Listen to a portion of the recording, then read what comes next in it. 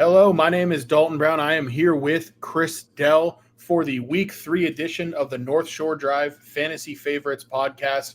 Chris Dell, last year, number 1 in the 2023 preseason draft accuracy rankings at FantasyPros. And guess what? Chris Dell is number 1 again through 2 weeks in 2024 out of 200 plus analysts in the FantasyPros in-season accuracy rankings. Chris, it doesn't get a whole lot hotter than that. How are we feeling heading into week 3? Yeah, a lot of injuries to talk about, Dalton. I'm putting in the work. We're putting in the time. We're grinding the hours, working on the projections. So I'm happy to see the work paying off. This is only the beginning. I'm expecting a lot more success this season. And, we need to act on a lot of actionable information right now in regards to injuries, in regards to players that buy low and sell high. Now that we're 2 weeks in, we've got a lot of data at our fingertips, and I'm ready to dive into all that today, man. Sound good. I'm excited to dive into it, and we'll start with the injuries because I think, most fantasy football managers right now, injuries are kind of the first thing on their mind.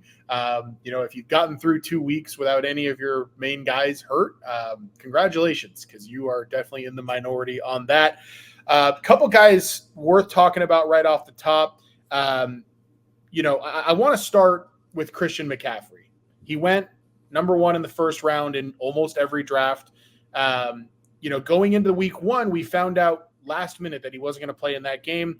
Then it was, okay, maybe he's going to miss week 2. And then pretty quickly, it's an IR stint, and maybe we'll see him in week 6 or week 7. Starting there with Christian McCaffrey, the way I want to go about this with some of these injured guys, a lot of fantasy managers are wondering whether they should trade them or whether they should hold on to them while they wait for them to come off injured reserve. So in the case of Christian McCaffrey and a lot of these other guys, the way I'm going to do this, I'm going to throw a few names at you and ask you, in a vacuum, are you trading away Christian McCaffrey for this player 1-for-1? You ready? Let's do it. All right. So I'm going to start with James Conner of the Arizona Cardinals. Yes, and before I get into the one-word answers here as we go through the list, what I will say, Dalton, I want to throw this in, is that if you have Jordan Mason, it's not an issue, right? We'll get into this, a little tease here. I've got Jordan Mason as my number 1 running back this week in all fantasy. I think the more you think about it with McCaffrey, and I just thinking about this more in the last hour as we're kind of prepping for our show, is the San Francisco 49ers want to win a Super Bowl. McCaffrey had a calf injury, and then they added Achilles like in the last week. They said the other week if it was a playoff game, he would have played. I don't think we're getting a full Christian McCaffrey back the rest of the regular season. I think the 49ers are totally cool bringing him back for the playoffs and giving him double, triple the amount of time he truly needs to get back on the field. Now, I think if you're in a hole 0-2, 0-3, you need to 0-2, obviously, you need to trade him away for something. You need to get a couple wins on the board. If you've got Jordan Mason, I don't know if I just want to sell Mason high. It would take a lot for me to give up Mason. And if you've got Mason as the handcuff, if you drafted him, then you're in a good spot. So, yes, given that, give me James Conner, yes, who has had some issues staying healthy for a full season. He's healthy now. This offense in Arizona is rolling with Drew Petzing calling plays. I'm very bullish on Conner. In terms of my rest of the season rankings, I've got, I think, Conner quite a few spots now ahead of McCaffrey. I've got James Conner as my RB14. I just think overall, when you're looking at McCaffrey, it's a guessing game. No one has the answer of what we should exactly do. I'm sorry, I got Conner RB8, McCaffrey RB11, but the more we go along without positive news coming out of camp in 49ers land, which, by the way, they keep things very close to the vest there, I could see myself moving McCaffrey far lower than the current RB11 spot I have him for the rest of the year. Yeah, and for what it's worth, it's interesting to see you have McCaffrey at 11, and then you've got Jordan Mason right behind him at 13, which I think speaks to how high you are on Jordan Mason. Another name to throw at you here, partially because I made a trade involving these two players today, needed to get out from under McCaffrey. Now, my trade involved a little bit more, but Derrick Henry of the Ravens. Yeah. So technically, I've got McCaffrey 4 spots ahead. There's some context there. If you need a win, yes, do it. I think that's a viable trade. We were talking earlier, and I told you, like, look, you asked me why do I have Derrick Henry higher than Ramondre Stevenson rest of the season? It's because the Ravens might be 0-2, but if you look at the sports books and the Vegas line, that they're projected to win almost every single game the rest of the year. Wins in most cases, positive game scripts, leads are going to lead to more Derrick Henry touches and carries in the game. He played pretty well in week 2. They lost it late, but they had a lead for the majority of that game, and he ran well. Borderline 100-yard type of back, and you're going to get a lot more goal line opportunities there as well. So, again, like if I'm 2-0 and I've got McCaffrey and I've got Mason, then like I don't need to do that trade. But if I've got only Christian McCaffrey and I'm 2-0, I don't know if I'm going to make it just yet. Maybe I'll wait and see. At the same time, if I'm 0-2, even 1-1, and I'm not feeling so hot about my team, then sure, I'd be willing to make that deal. I'd try to get another piece thrown in the deal like you did as well. But I'm perfectly okay with going after like a low-end RB1 to replace McCaffrey for right now. So let's test the limits of that. I got one more name to throw at you. David Montgomery. That one's tough, man. It just, it's really hard. If you need a win now, Montgomery has a great matchup in week 3 against Arizona. It's one of the highest point totals on the slate. He's going to get plenty of touches. I would make sure to get a second piece thrown in. You should get more than Montgomery for McCaffrey, but if you're desperate, again, and McCaffrey's value will go up a little bit. If you don't need to make a trade right this second, 2 weeks from now, people might see, hey, he's coming back in 2 weeks. But keep in mind, when they take him off IR, it does not guarantee he's actually going to play. So you might be able to increase his value and get a little more if you can wait a couple weeks. I know everyone's situation is different, but that's how we got to be thinking strategically about these things right now. Yeah, and the only counterpoint that pops into my head on that, Chris, too, is just some of the conversations I've seen in group chats in my home leagues.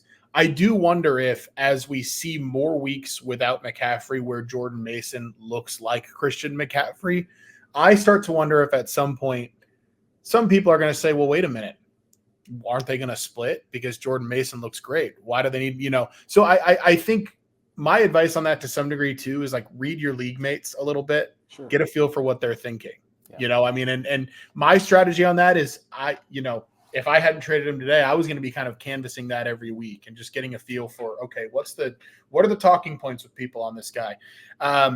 Let's jump over to the other running back that we lost this week, Isaiah Pacheco, fracture in his fibula. He's going to be out for quite a while. Obviously this is another guy where a lot of people are probably looking to trade him. I'll start in the same place with David Montgomery. Are you giving up Pacheco for Montgomery right now in a vacuum? 100%. Yeah. Pacheco broke his ankle and he might not even play this season. That actually just came out in the last couple hours. They haven't given anything official yet.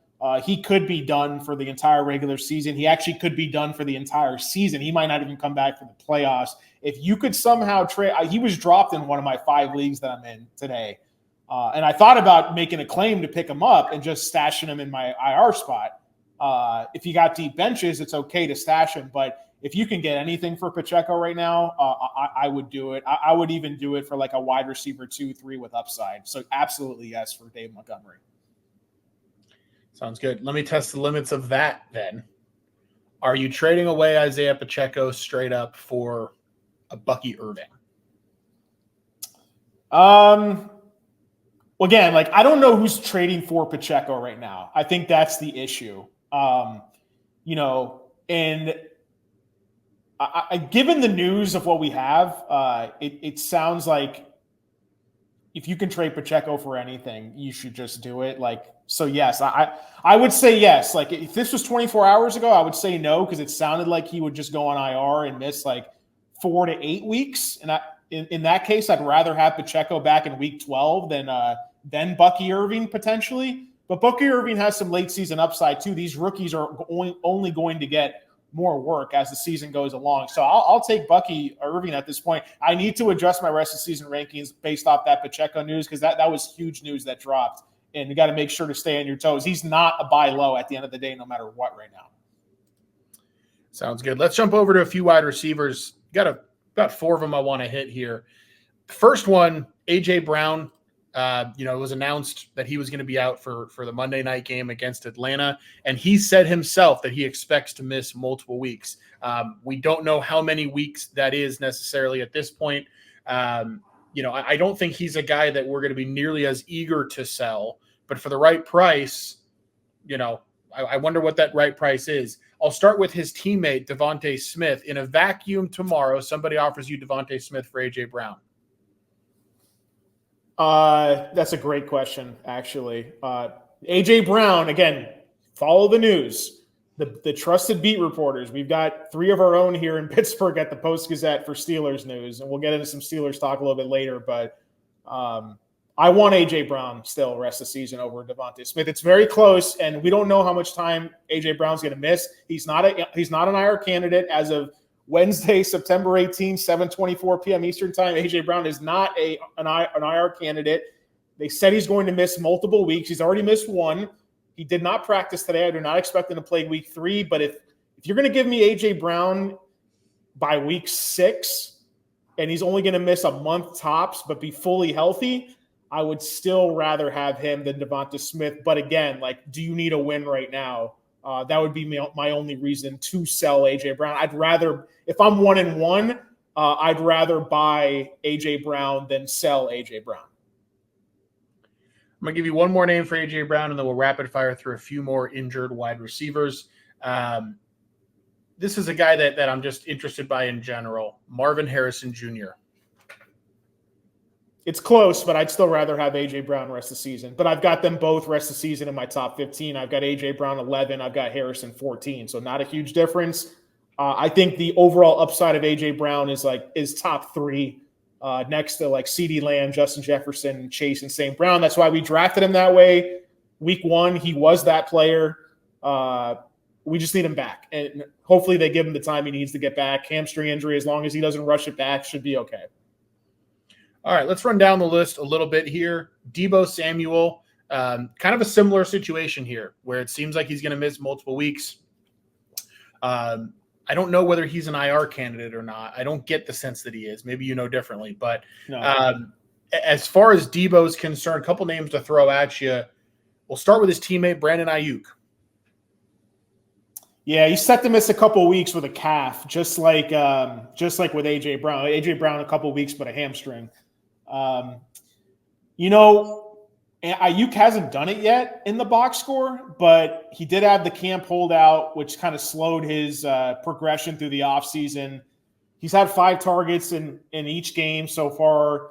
He's only totaled 70 yards in those 2 games combined, but he's going to be the only man left standing. If the Niners need to – now, look, Ayuk, I think, could have a down game here in week 3 because I don't know if the Niners are going to have to throw it all to beat the Rams, which is why I'm so high on Mason. Kittle also got banged up last week. But at this point right now, it's almost a toss-up between those 2. I think rest of the season, I'd rather have Deebo slightly if I can hold.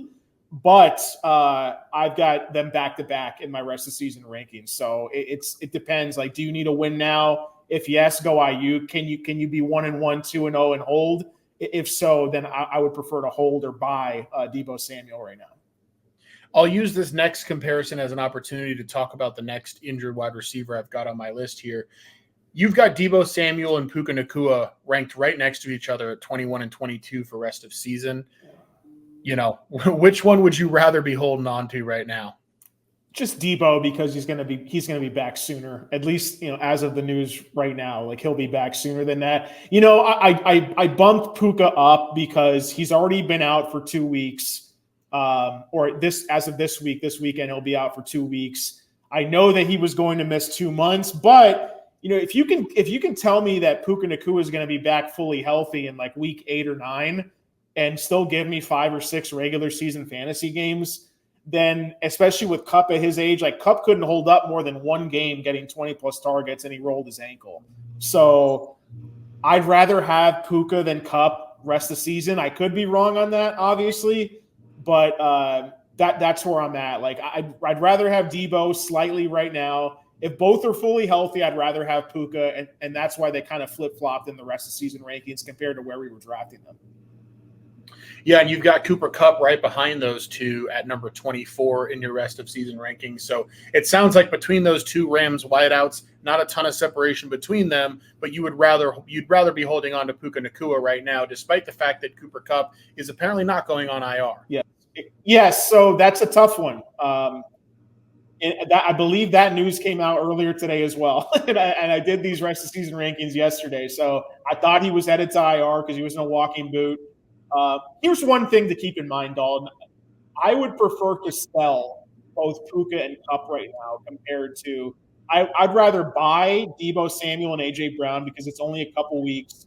I'd prefer to sell Kupp and Nakua right now. Why? Because the Rams offensive line has a cluster of injuries that they're dealing with.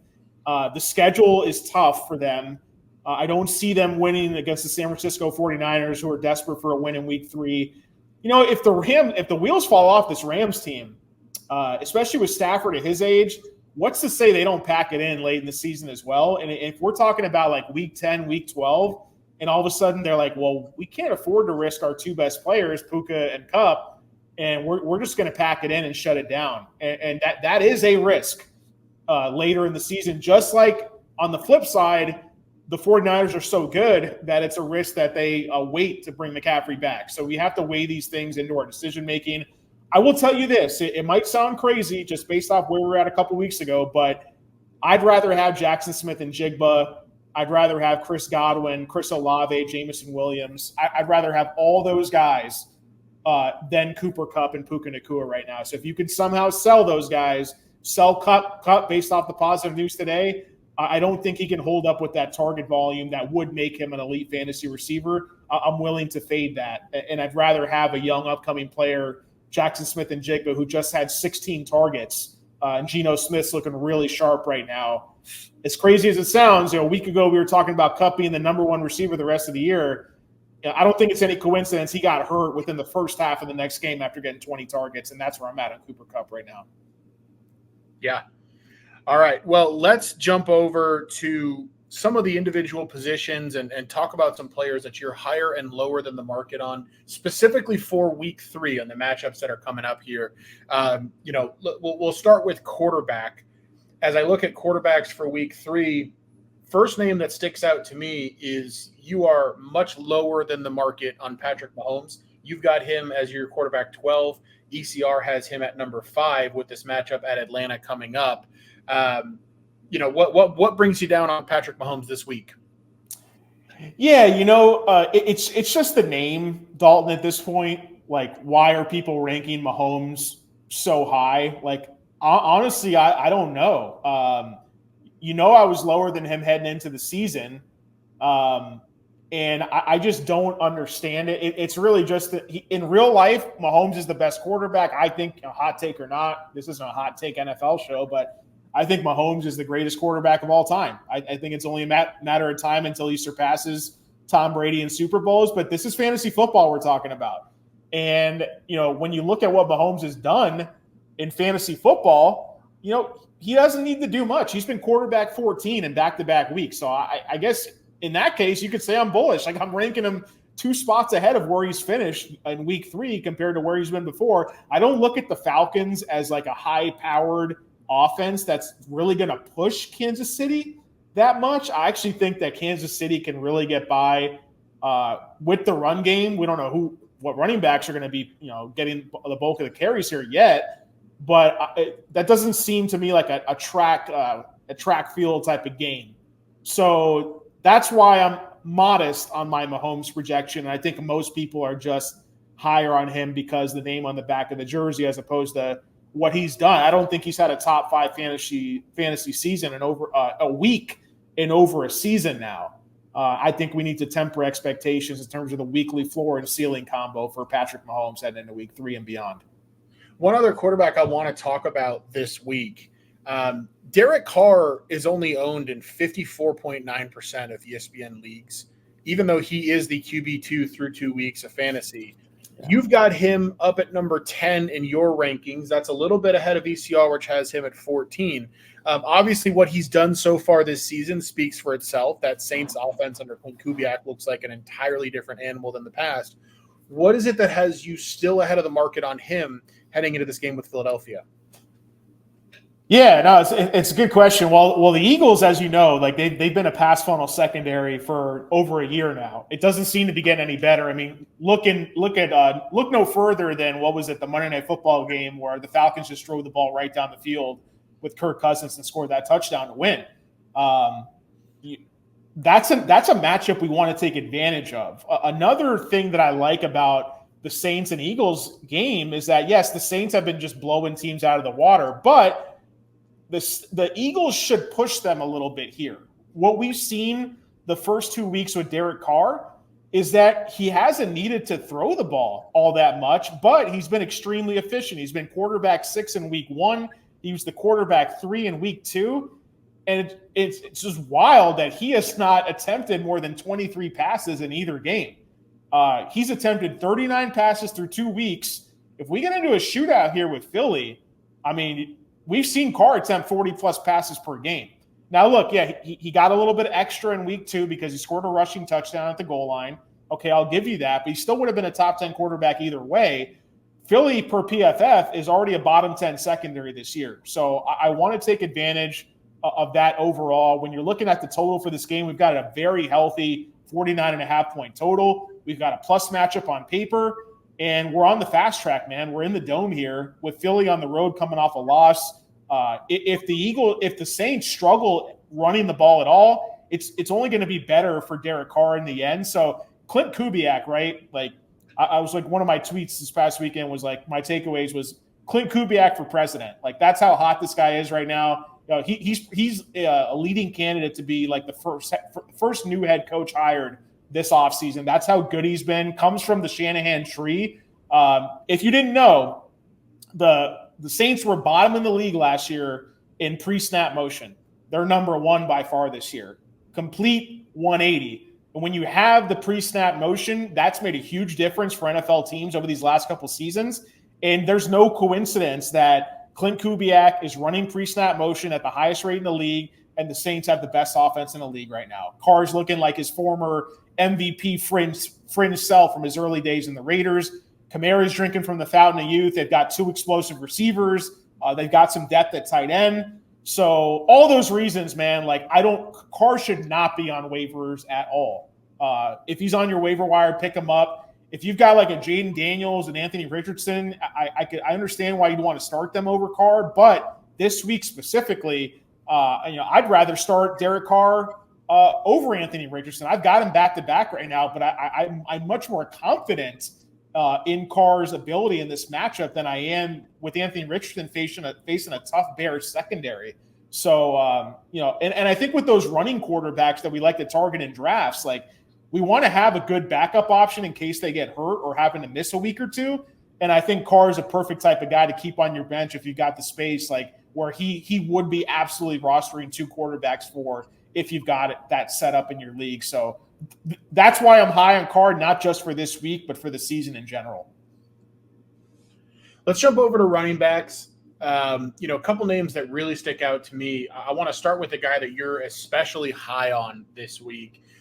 Tony Pollard. ECR has him at 19. You've got him all the way up at number 11 heading into the Titans matchup with Green Bay. I'm guessing that he qualifies as a buy low candidate for you. Talk to me about his matchup with Green Bay. Yeah, absolutely. So Pollard's not even a buy low because he's been pretty good, right, through 2 weeks. The Titans have been the offensive line has been better than we projected coming into the season. They've had some draft picks that are playing well, some high draft picks that are playing well now. And Tony Pollard is now 2 years removed from the leg surgery he suffered in Dallas. Remember, had an extremely slow start last year, was a bust by all means in the early mid part of the season. But if you look at the last 5 to 6 weeks of 2023, Pollard was a top 15, borderline top 10 running back. He was looking a lot more explosive. Then what did we see this season? He comes in, he's handpicked by the new coaching staff led by Callahan there, who has ties with Pollard, brings him in, pays him a hefty contract. We're thinking, okay, it's going to be a split with Tajay Spears and Tony Pollard. Then as we got towards the end of training camp, we saw that, it's looking like Pollard's playing a majority of the snaps here. And what we've seen so far is that Pollard's had 2 top 24 weeks in fantasy. He was RB11 in week 1. He was RB23 in week 2. And that was against 2 of the top 5 defense in the leagues, against the Bears and the Jets. Now in these next 2 weeks, he's at home against the Packers. Packers have a bottom 6 run defense per PFF. Trust me, nowhere else. They're not graded good anywhere else on the ground. They've been a run funnel defense these last couple seasons as well. Then in week 4, the Titans should be favorites against big favorites against the Dolphins with Skylar Thompson or Snoop Huntley at quarterback.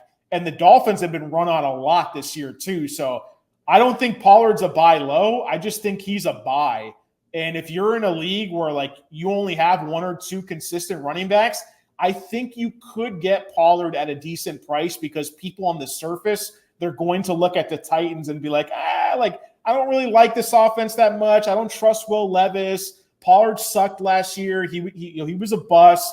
I think we should be buying on Pollard. I think he is a rock solid RB2 the rest of the year. And I think in the right matchup, like we're seeing here, potentially in week 3, I think he could actually give you some RB1 upside. I want to also talk about a guy here that you're quite a bit lower on than the market. And this is somebody who was the number 1 pick in fantasy football just 2 or 3 years ago. And that's Jonathan Taylor. You've got him all the way down at RB15 this week. Still a guy that most people are starting, but your expectations for him are significantly lower than the market. ECR has him as RB7. Yeah, so he was a tough one for me this week, man. The Colts and Taylor, like he can rip off a long run at any time. He's very efficient on the ground. My issue is that we saw week 2 with a negative game script for the Colts. Jonathan Taylor was pulled off the field for the majority of the second half. And the coaches talked openly about this in the postgame. They said, hey, like we were trailing and we wanted Trey Sermon and Tyler Goodson in because they're our best receiving running backs. They trust those guys more in pass pro as well to protect Anthony Richardson. And this is not anything new, by the way. Taylor never had a receiving profile going back to his days at Wisconsin. He's never been a consistent receiving threat in the NFL. Now, look, yes, he had a handful of targets, which is great in week, but he's not on the field for a majority of those snaps is the issue. So we don't want to just count on guys racking up a ton of targets when they're not on the field full time. That concerns me a little bit. I do believe in this. The Bears offense is a mess right now. Don't get me wrong, but I do still believe in their defense. And I think this is going to be a tough game. Like this is a game where, I'm seeing at DraftKings right now a 43.5 point total, Dalton. Like I'm having a hard time picturing these teams score 43.5, 44 combined points because both these offenses are struggling. I think the Bears, could put up some points here against the Colts because the Colts might have the worst run defense in the league through 2 weeks. And if we get into a negative game script and the Colts are trailing here, Jonathan Taylor's got a really low floor. So that's why I'm like kind of middling it to where like I could see him finishing in the 20s or 30s, but he's still Jonathan Taylor. He's still got the explosive ability. He's not an RB1 for me this week. He's in that mid-range RB2 area. Let's talk about a couple wide receivers here. Wide receivers, obviously the category that you go the deepest in week and week out. You've got 75 wide receivers ranked for week 3. A name that immediately sticks out to me. There's one guy that we already talked a little bit about in Jackson Smith and Jigba, so we won't go too deep into him. But another one that I'm seeing here, you've got Brian Thomas as a solid wide receiver 2 up here, maybe a low end wide receiver 2 up here at wide receiver 21. ECR has him at 32. What do you like about Brian Thomas Jr. at Buffalo this week? Yeah, I just think we want to buy the ambiguity in terms of like what this player's ceiling actually is. And I think with Brian Thomas, he has the full-on college pedigree here. The Bills they're actually a bottom 7 or 8 secondary so far in PFF coverage grade through 2 weeks. Now, we didn't really see that in week 2 because the Dolphins too got hurt early. But like, this isn't really a defense that's going to scare me on paper. And we've still seen Brian Thomas produce even in a tough week 2 matchup against Cleveland. In that game, he had a long catch of 66 yards, finishes with 94 yards overall. I think the game environment here is a lot better as well with the Jaguars and the Bills. We got a 45.5-point total, decent. So I just think the more weeks we move along, and look, we've seen what the other receivers are doing here, Dalton. Like, Evan Ingram pulled his hamstring in pregame warmups. We don't know what his status is going to be. He could miss multiple weeks as well. Christian Kirk finished that game with -3 receiving yards on 1 catch. Brian Thomas is the one receiver I want in this offense. He led college football the entire country last year in receiving touchdowns playing at LSU. If it wasn't for a historically talented college wide receiver class, in other years, he could have been the first wide receiver drafted. But he was behind the big 3, which was Odunze, Neighbors, and Harrison. I think he's got equal talent to those guys and the right opportunity. I think that Trevor Lawrence is going to keep improving incrementally. I don't want to go out and start Trevor Lawrence, but I think he's good enough to maintain high-end fantasy wide receivers overall. So those are the reasons why I want to be higher than the market on Brian Thomas, because of the red zone threat, the big playability, and I think that the Jaguars will need to throw in order to potentially beat or compete with Buffalo here in week 3. A wide receiver that you are quite a bit lower than the market on, and this is even after factoring in Tua Tagovailoa's injury. And again, we don't know when or if we'll see Tua Tagovailoa again. But Jaylen Waddle, you have all the way down at wide receiver 44, which, given what we know of Jaylen Waddle over the last couple of years, that's a jarring number, and it's also 17 spots below ECR. What has you so down on Jaylen Waddle with Skylar Thompson, other than Skylar Thompson just not being all that talented? Yeah, other than Skylar Thompson being terrible. All I can say is I own Waddle in quite a few of the 5 managed leagues that I mentioned that I'm in. I thought he was a great draft day value, so I got a decent amount of him as like my 3rd receiver on a lot of teams. And I don't trust anything with Skylar Thompson right now. This is a tough situation. I really hope that Thompson is benched, because Snoop Huntley, the formerly known quarterback as Tyler Huntley, he's actually shown in brief stints in Baltimore, backing up Lamar Jackson, that he can actually maintain some fantasy receivers. When we saw Skylar Thompson start a few games in the past with Miami, we weren't seeing much from the receivers. And I think when you look at Jaylen Waddle, his target earning ability next to Tyreek Hill is not where we want it. Even in a week 1 game, competitive week 1 game against Jacksonville, only 5 targets. They're going to scheme up plays for Tyreek. We know this. They're going to scheme up targets to the running backs a lot, especially with Devon Tion. We know that. Where is Jaylen Waddle going to fit into like a run-heavy approach without our starting quarterback? That's what worries me. I think the bottom could fall out here. And again, like, I've got Tyreek Hill lower than the market, but I've got A-Chain kind of in level with the market, just because we saw with Skylar Thompson, he targets his running backs at one of the highest rates in the league, but he was not even a good passer in college. So I'm crossing my fingers as a Waddle manager that we can get Tyler Huntley in at quarterback. Otherwise, I have a hard time seeing myself put Waddle in the top 36. Top 36 means you're probably starting him, because he's either going to be a flex or a wide receiver 3. I really want to try to keep Waddle on my bench until I'm proven otherwise right now. Yeah, I mean, it all makes sense. He's another guy who was in that trade where I got rid of CMC. I managed to get rid of CMC and Waddle and bring in both Smith and Jigba and Derrick Henry. So feeling better and better. You dirty dog, Dalton. How dare you take advantage of your league mates like that? No, I think that's a good guy. I've been trying to trade off Waddle.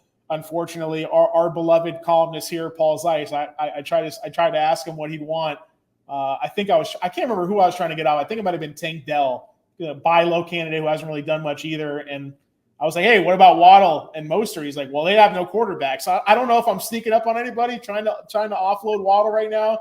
Unfortunately, he's just one of those guys. You can't cut him. I mean, I'm not cutting him, but maybe in an extremely shallow league you would. But yeah, I think that's a good way. If you can package 2 players for 1 player, Dalton, if you can package 3 players for 2 players, if you can package 4 players for 3 players, like if you can give more and go the quality over quantity route, that's a good way in terms of getting rid of some of these guys that we can't really like sell high on, but we just want to sell in general. And I think Waddle makes that list right now for sure. 100%. While we're on the topic of wide receivers, and there's not, especially for folks who play PPR, which I think a lot of people do nowadays. Who are some other wide receivers that you think are sleepers, not only for this week, but moving forward? Yeah, well, we can kind of talk about both together, and I'll focus more on this week. I would follow the injury reports right now in Minnesota. One guy I targeted off waivers in a few of my leagues this week was Jaylen Naylor with the Vikings. We've seen Sam Darnold be a top 10 fantasy quarterback through 2 weeks. Justin Jefferson, he was limited in practice today, but was banged up in week 2. Addison with his ankle is still not practicing. I don't foresee him playing in week 3. He could miss multiple games as well moving forward. Maybe he doesn't come back to like week 5, 6, et cetera, in that range. What we have seen with Jaylen Naylor is like the unknown factor with him, right? Like what we heard in the offseason is that there's an open competition for the Vikings wide receiver 3 job, right? Brandon Powell was the slot guy last year. We know in years past they had KJ Osborne, et cetera, et cetera. But we heard just within the first month or so of camp that, hey, Jaylen Naylor is like pretty much locked this wide receiver job up. And I trust that and will buy stock in that because I think those coaches know what they're doing. Kevin O'Connell runs one of the best passing schemes in the league. So I don't think there's any coincidence here that, look, like we got his former 6th-round pick, but he's a pretty athletic player overall. 84th percentile burst score looking at player playerprofiler.com. He's had touchdowns in the first 2 games. Like, I'm not going to bank on that, but I did like the fact that in the last game in week 2, without Addison, he got hurt. Addison got hurt in week 1. He has long catches of 21 yards in week 1 and 26 yards in week 2, has those touchdowns, had 54 yards on 4 targets. And keep in mind that Naylor came into week 1 banged up. So that was the reason why he had a pretty quiet week 1. I think now that he's fully healthy, he could be like a Jordan Addison light in that offense replacing him. So I think there's some hidden upside there that we're not seeing in the box score just yet. I've got him ranked as my wide receiver 52. This week, consensus has him as wide receiver 64. I put him in that range, Dalton, of like, the ancillary Packers receivers like Dontavian Wicks, Christian Watson, Roma Dunze, Keon Coleman, things like that. Those are the range that I put him in overall. Maybe I've got him 1 spot below Christian Kirk. I think if push comes to shove, like, maybe I'll give Christian Kirk 1 more week, but that's essentially the level of confidence that I have growing in Jaylen Naylor right now as well. Two others that stick out to me as potential sleepers. One of them is a guy that you've got 50 spots ahead of ECR. That's Devon Vele, and I'm not even sure if I'm pronouncing that right. Devon Vele of the Denver Broncos. I know that's not an offense that we want to target a whole lot, but what makes him somewhat intriguing to you as a deep sleeper? Yeah, so this is a former 7th-round pick, 6'4", 200 pounds, has some sneaky athleticism, 86 percentile speed score. He's a rookie. He's an old rookie, by the way. He kind of became like the surprise star of Broncos training camp. And look, like, we're early into the week on practice reports, but I was trying to stash Devon Vele last week when we knew he was going to miss week 2, because if you have an IR spot, you can stash him there. What I liked about him is that he had 8 targets in week 1 with Bo Nix. So rookie-to-rookie connection here. I thought actually that the Broncos passing game looked much better in week 2. Like, yes, Bo Nix is throwing too many picks, but he's played some really tough defenses the first couple weeks. He was at Seattle in week 1, then played the vaunted Steelers pass rush in week 2. So I'm willing to cut him a little bit of slack. And what I liked about Bo Nix in week 2 is that he was throwing deeper down the field. We saw Josh Reynolds have a decent game. I think that if Sean Payton had his way and all his receivers were healthy, what we're going to see a majority of is Vele, Reynolds, and Sutton.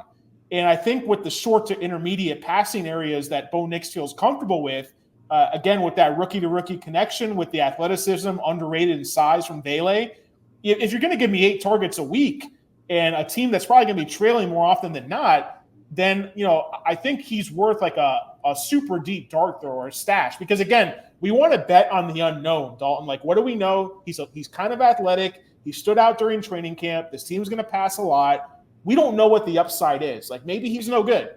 But I want to stash guys like that on my bench as opposed to, like, we know what Josh Reynolds is. He had a decent game in week 2. He's been around the league a long time. Like, that's why I want to have a guy like Vele.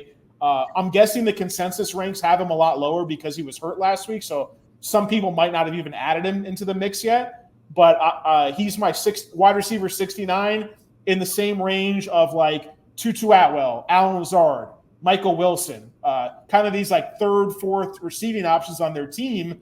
But I think that actually season long, there could be some hidden upside there with Vele as well.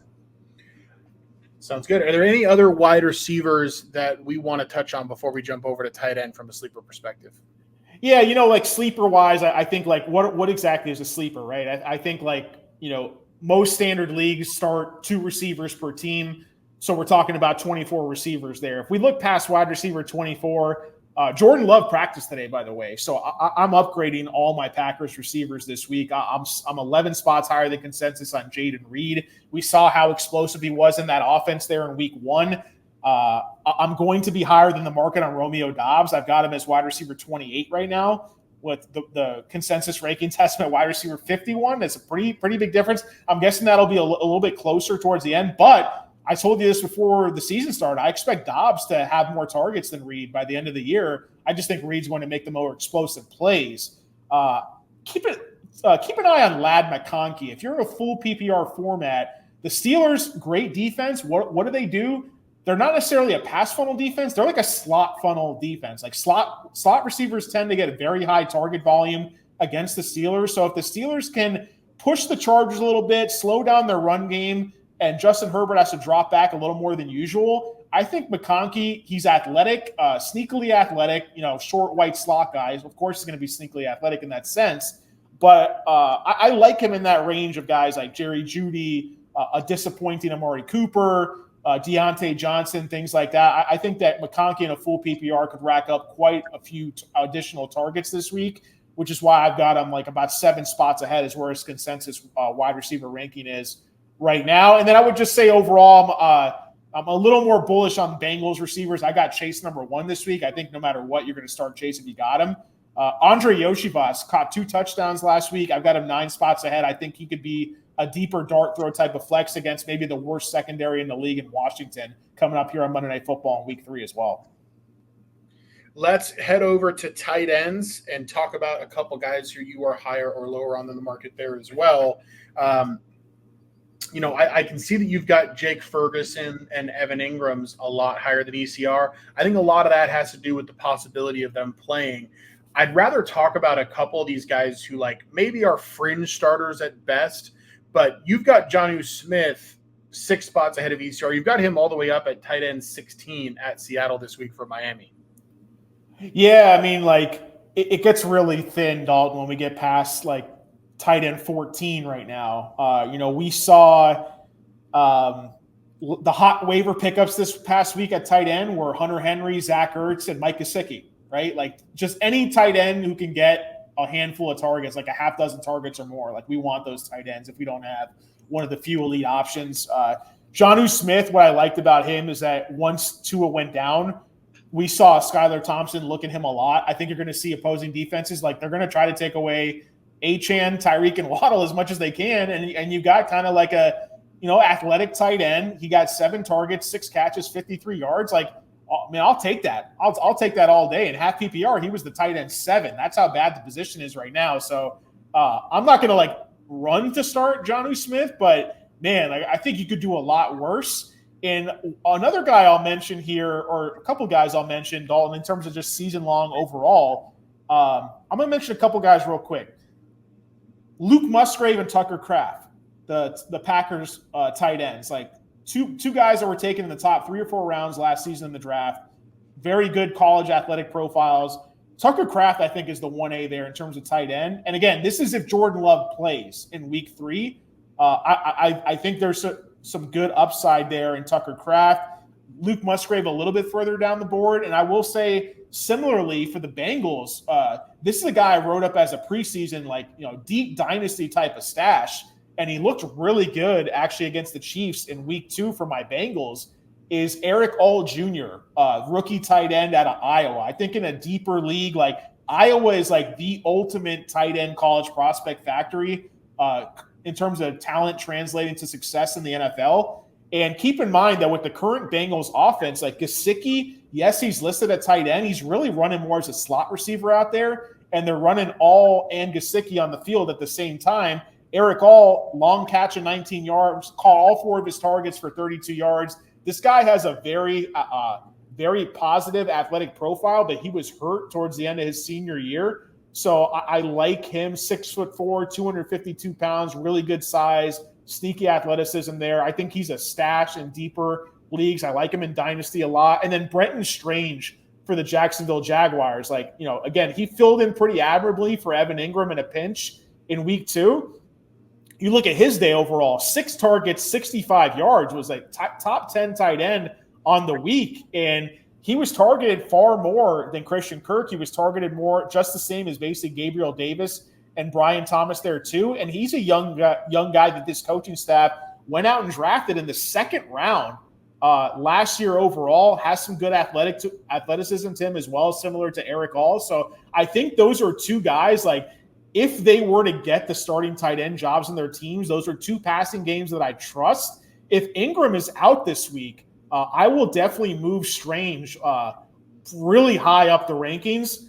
And he's a guy I think that outside of those Hunter Henry, Gesicki range, I'd probably start Brenton Strange over Jonnu. I'd start him over even a banged up Taysom Hill. So I do think further down the board, he's a guy I could move up considerably as the week progresses here.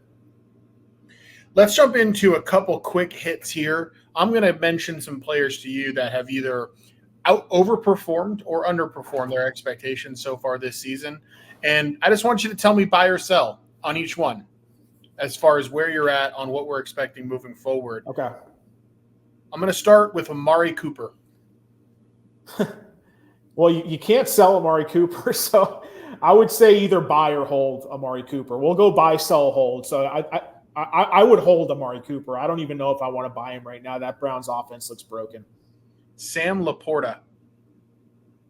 Definitely think he's a buy. You can't really sell him for that much. There are better days ahead, although he's not going to come anywhere near last season because of the emergence of Jameson Williams. Rashid Shaheed. Normally we say sell high and buy low. I'm buying high on Shaheed. Clint Kubiak for president. This Saints offense is the real deal. I'm buying high even on Rashid Shaheed. Rashid Shaheed or Chris Olave, who would you rather have? That's a really good question. I think almost everyone will say Olave. What I will say is I will say Olave, but very close. Very close, Dalton. I would not be surprised to see Shaheed outscore Olave this year. Another tight end, Travis Kelce. Can't sell him other than for peanuts right now. Maybe Taylor Swift will buy him if she's in your league. I think better days are ahead for Kelce. I would say he could be a buy low.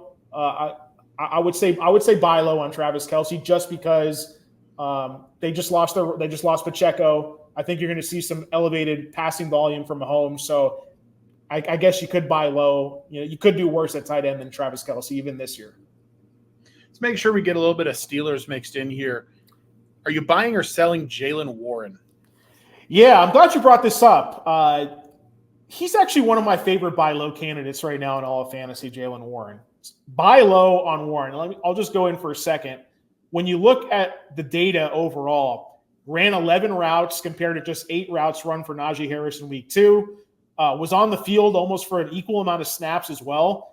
We saw the touches go up for Jaylen Warren too. So I like what I saw. The targets were there, the catches there. He came into week 1 with that hamstring injury, even though he practiced in full. I think the coaches, they were a little patient with him. From everything I've seen and heard from the Steelers' actions, not their words, is that they view Jaylen Warren as the running back of the future. But they're going to make the most out of Najee Harris's contract situation this year, which means they're going to run him into the ground if and when they can.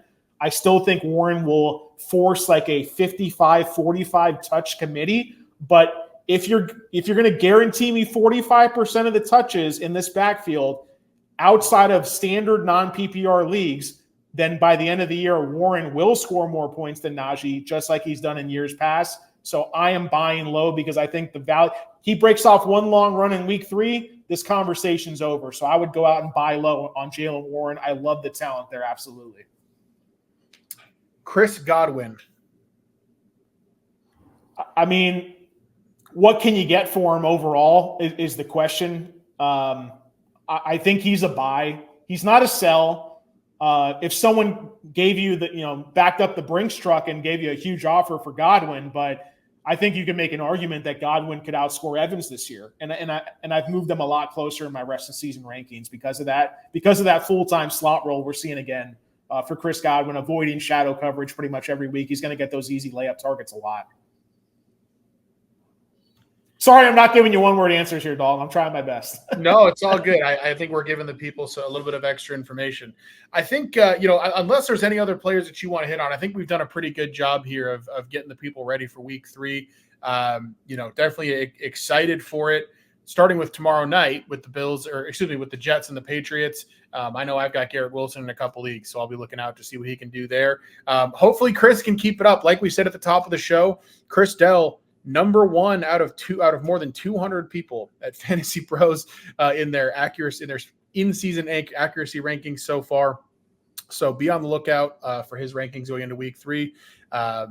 Don't miss them, and we will talk to you next week about week 4. Dalton, I appreciate the outro there. I just want to add one last thing here, and it goes back to our injury situation. Like, what we want to do going into every weekend is we want to be stashing the one injury away running backs on our bench as much as we can. Like, most cases, there's no reason to have a 5th or 6th receiver on your bench. Unless you're absolutely loaded, then maybe you can trade somebody away. But talking about guys like we mentioned, Jaylen Warren, Braylon Allen with the Jets, talented rookie, youngest player in the league, scored 2 touchdowns last week. I still think Jalen Wright in Miami qualifies on that list. Tyler Algier, Bijan's direct backup.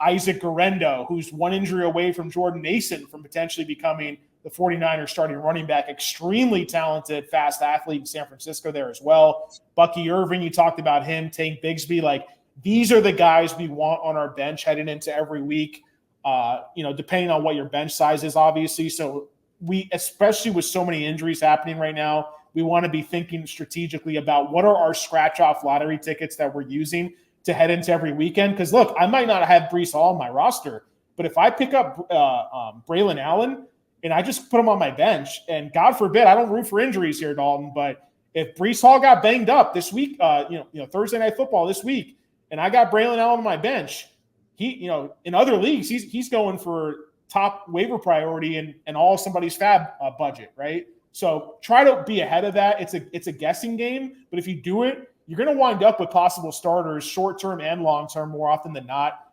So that's my biggest takeaway in terms of what I'm doing personally with my teams on waivers, with potential trades, on my bench. And then just in terms of like final, you can look at my rankings at the Post-Gazette website later this week. I'll have them up in the newspaper on Thursday and Sunday as well, my top 100 on Thursday, and then my fully updated top 150 on Sunday. Defensive streamers are in there as well. I talk about the one injury away running backs. I talk about weekly strategy, just continuing to build up the conversation that we have here. So you can check all that out. You can check out all of our Steelers coverage, Pitt, Penguins, Pirates, Penn State, et cetera, at post-gazette.com.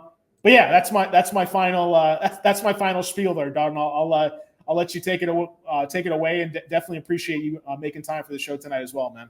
Yeah, no, absolutely. It's a ton of fun. And I think you said all that needs to be said right there. So we will talk to y'all next week.